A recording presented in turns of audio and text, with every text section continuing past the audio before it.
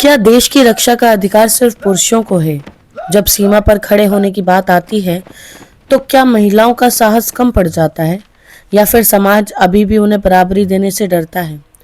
Captain Nandita 10 साल से uniform पहन रही है। सर्दी गर्मी बारिश हर हाल में ड्यूटी की है, लेकिन आज उसके हाथ में एक कागज है जो कहता है उसका करियर यहीं रुक जाएगा। उसके साथ के ट्रेनिंग करने वाले पुरुष अधिकारी अब प्रमोशन पा रहे हैं, नई जिम्मेदारियां, नई पोस्टिंग, और वो उसे कहा गया तुम्हें परमानेंट कमीशन नहीं मिलेगा।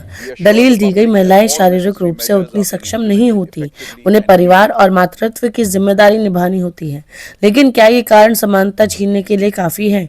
संविधान कहता है सबको बराबरी का अधिकार है, फिर क्यों एक ही यूनिफॉर्म पहनने के बाद भी अधिकार अलग अलग हो जाते हैं?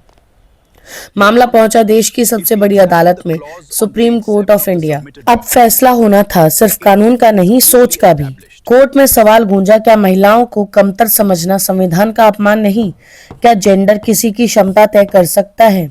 अदालत ने साफ कहा, gender stereotypes can not deny opportunity.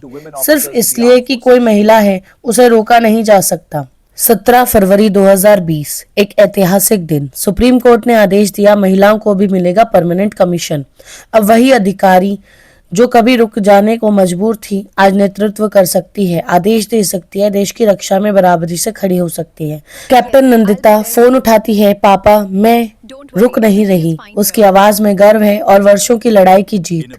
घर पर बैठे उसके पिता टीवी स्क्रीन पर देखते हैं, आंखों में नमी है। उन्हें अपनी बेटी पर गर्व है और शायद देश को भी होना चाहिए। ये जीत सिर्फ एक अधिकारी की नहीं थी, ये उन हजारों महिलाओं की जीत थी जो सालों से साबित कर रही थी कि साहस का कोई लिंग नहीं होता। अगर महिलाएं देश के लिए जान दे सकती हैं तो क्या उन्हें बराबरी का अधिकार नहीं मिलना चाहिए?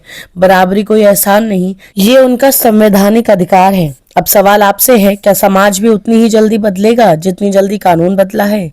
कमेंट में अपनी राय देना मत भूलना। तब तक के लिए जय हिंद, जय भारत।